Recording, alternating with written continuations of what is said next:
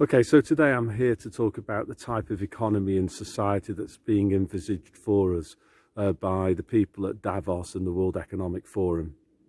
In general, there's two ways of organising society. One way is called technocracy or central planning, the centrally planned economy. That's what A-level economics students would call it.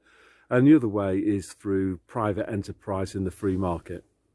Both systems have got to solve the same problem, and that problem's scarcity. Fascism and communism have something very important in common, and that is the centrally planned economy. In a centrally planned economy, the government decides what's going to be produced. So it's the government that decides whether we're going to have a new high-speed rail line or not, or whether we're going to build more houses. The government is in charge of that, everything that goes on. The government also decides on methods of production. So are we going to have more AI, even if that means job losses, or are we going to keep more labour intensive methods of production? And then the final one is for whom. So which people in the future are going to get the chance to fly on planes, and which people in society are not. So in a centrally planned economy, it's the government that decides all of that. Some people joke about the Soviet Union, others make a play on words of Klaus Schwab's fourth industrial revolution and call it the fourth industrial Reich. So, you know, one is obviously echoing communism, the other one's echoing fascism. So which one is the better descriptor? Important difference between a fascist technocracy and a communist technocracy is ownership. So under communism, everything is owned by the state.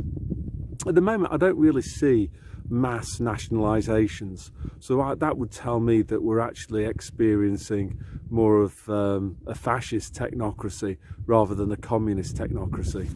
In contrast, in a fascist technocracy, there is private ownership. So you might think to yourself, well, how does that work? How can you have the government in total control when there's private ownership? Well, the answer is through regulation and through authoritarianism. So in a fascist technocracy, you're only allowed to trade if you abide by regulations and do what the government wants. So, you know, that might mean using the production methods that the government wants you to use. So using, I don't know, green methods of production, switching to biofuel if you're an airline, or greatly reducing the scale of your operations if that's what the fascist technocrats tell you to do. For a fascist, you know, there's no need for nationalisation. You don't need to go through this process of buying up companies and nationalising them all. Keep them in the private sector and just put the fear of God into them. Make sure that they do what your technocratic central planners say, and if they don't, you just whack them in a concentration camp or you disappear them.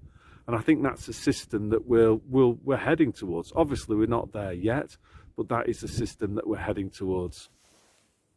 Fascists would love social credit scores because it would enable them to resolve the last question of the basic economic problem, which is for whom. So you would be allowed to consume, but only air travel maybe, but only if your social credit score is high enough.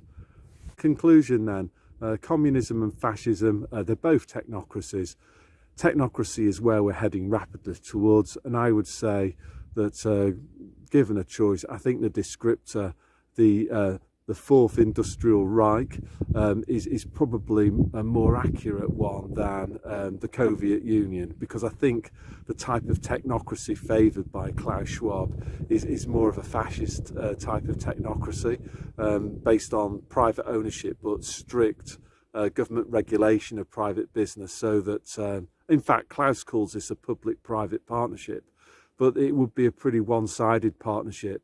And basically the deal is to private business, yes, you can trade, you can stay in business, you can exist, but only if you dance to our tune, and that tune being the technocratic one that's been hammered out by the likes of Klaus Schwab.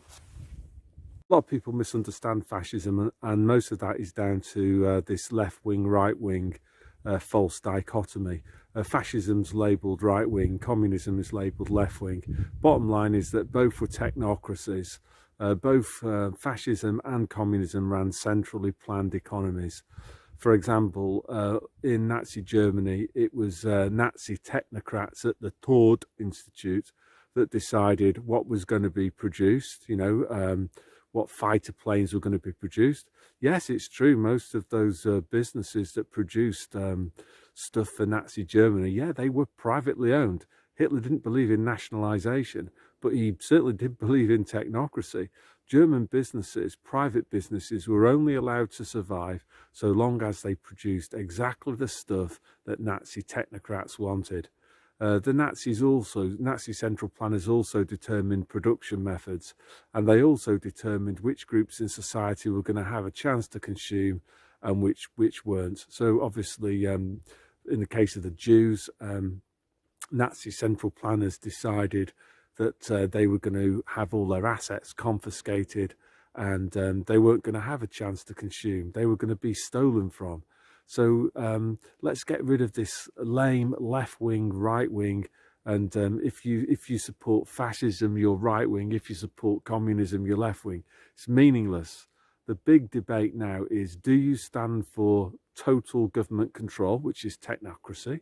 I don't care really whether that's fascist or communist technocracy. Both are bad. Or the real alternative: do you believe in individual responsibility and freedom and private ownership, where entrepreneurs produce what consumers want in the free market rather than what central planners want in a technocracy? The World Economic Forum doesn't believe in private enterprise and free market capitalism. In that system, businesses produce whatever consumers want in whatever quantities consumers demand it in. The WEF doesn't like that. If more people choose to go on holiday, the WEF gets concerned about global warming and stuff. So they decide that they're going to stop you from consuming what you want. And this is what this is ultimately about. It's a massive power grab. That's what technocrats are interested in first and foremost. They might dress it up with a bit of behavioural economics and say that you're stupid and incapable of maximising your own utility. And if we leave you alone, you'll buy the wrong stuff and you'll trash the planet. You know, they might claim that. In practice, they're not infallible at all. They make huge mistakes. And also, it's not really about them trying to do what's best for society. It's about them doing what's best for themselves. And the thing that these people crave more than anything else is power. Power over what? Power over you and your life and what you are and aren't allowed to do. And this should be apparent to everybody. And this is what public-private partnership, this phrase that Klaus Schwab really means. It basically means that he is going to dictate to privately owned businesses what they are and aren't allowed to do. And it's not acceptable. Have you seen the pictures of Klaus Schwab on the beach, allegedly, and Boris Johnson on that tripwire? Those pictures sum it up to me. These people are corrupt and incompetent and clowns. And the idea that these people, my life is going to be better if I allow these people to control it. What I can and can't do, what I'm allowed to spend my money on and what I'm not. Sorry, I'm not having it. These people are clowns. These technocrats are idiots. Mr. Technocrat, you're not going to get away with this. People have always fought for their freedoms. Here's the deal. You let me live my life and I'll let you live yours. That's the end of another video. If you've liked it, please feel free to email it out to other people, because the Al Gore's rhythm at, Yuri, what's he called? It's not exactly kind to me. So God bless you all.